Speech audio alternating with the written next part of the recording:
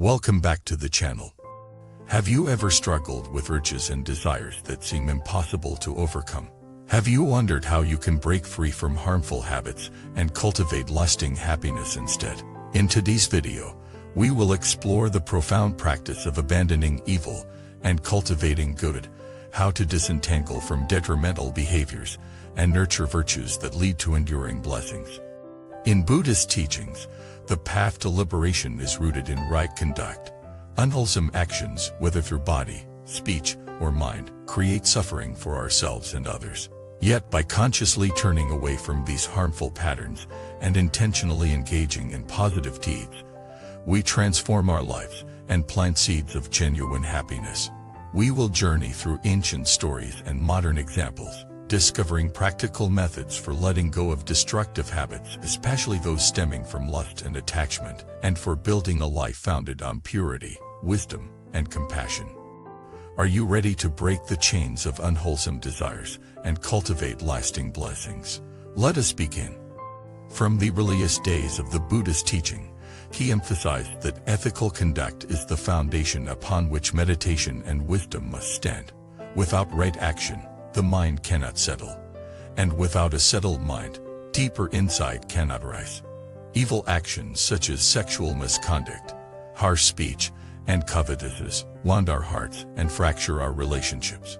But the path of abandoning evil and cultivating good invites us not only to cease harmful behaviors but to replace them with positive ones: generosity, kindness, truthful communication, and self-restraint.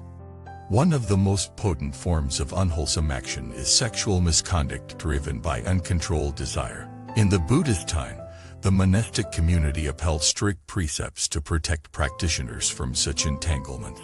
Yet lay followers too were advised to observe moderation and mindfulness in their relationships. The story of a young householder illustrates this well. Consumed by illicit passion, he neglected his duties and fell into debt and despair. Upon hearing the Buddhist teaching on the pitfalls of unrestrained desire, he resolved to practice self-restraint, redirecting his energy toward honest work and sincere service to his family. Over months, his peace of mind returned. His finances stabilized, and he experienced a deep relief that no fleeting pleasure could match. This story highlights the twofold process. First, recognizing and abandoning the destructive pattern. Second, replacing it with wholesome action.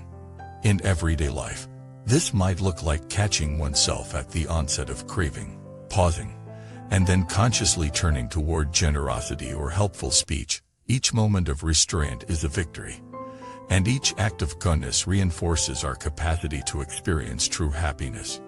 Modern psychology supports this approach.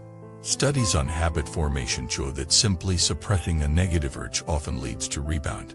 However, replacing it with a constructive activity, exercising, volunteering, practicing a skill, creates new neural pathways that solidify positive behavior. This aligns perfectly with the Buddha's advice. When you see an unwholesome thought, replace it with a skillful one. When an unskillful action arises, engage in its wholesome counterpart. Over time, the momentum shifts, bad habits lose their grip, and genuine well-being takes root. Another essential method is the cultivation of mindfulness. When we are fully present, we become aware of impulses before they overpower us, whether it is the urge to gossip, to overindulge, or to cling to sensual pleasure. Mindfulness offers the space to choose wisely. One practitioner shared how she overcame chronic anger toward her colleagues by pausing whenever irritation flared, taking 3 mindful breaths, and then speaking words of understanding instead of harsh criticism. Gradually, her workplace relationships improved, and she found herself less exhausted by emotional turmoil. Cultivating good also requires embracing the paramitas, the transcendent virtues such as generosity, ethical conduct, patience, diligence, meditation, and wisdom. Each paramita counters a specific pitfall. Generosity dissipates greed. Ethical conduct allays guilt. Patience softens anger. Diligence overcomes laziness. Meditation calms restlessness, and wisdom dispels ignorance. By systematically cultivating these qualities, we build an armor of virtue that protects us from falling back into harmful patterns. Let us return to the power of abandoning evil and cultivating good. Imagine your mind as a garden. If left untended, noxious weeds of craving and aversion take over. But when you diligently uproot those weeds and plant seeds of loving kindness, compassion, and generosity, a vibrant field of peace and joy blossoms. Each act of kindness waters the soul. Each moment of restraint removes the choking roots of suffering. In the silence of reflection, you can examine which unwholesome habits weigh upon you most heavily. Then, with determination and compassion for yourself, begin the twofold practice. Cease the unwholesome. Engage in the wholesome. Whether through mindful breathing, supportive community, or daily reminders of your aspirations, maintain your resolve. Over weeks and months, you will witness the transformation.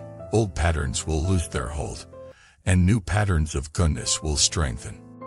Thank you for watching this video on how to abandon evil and cultivate good to attain lasting happiness.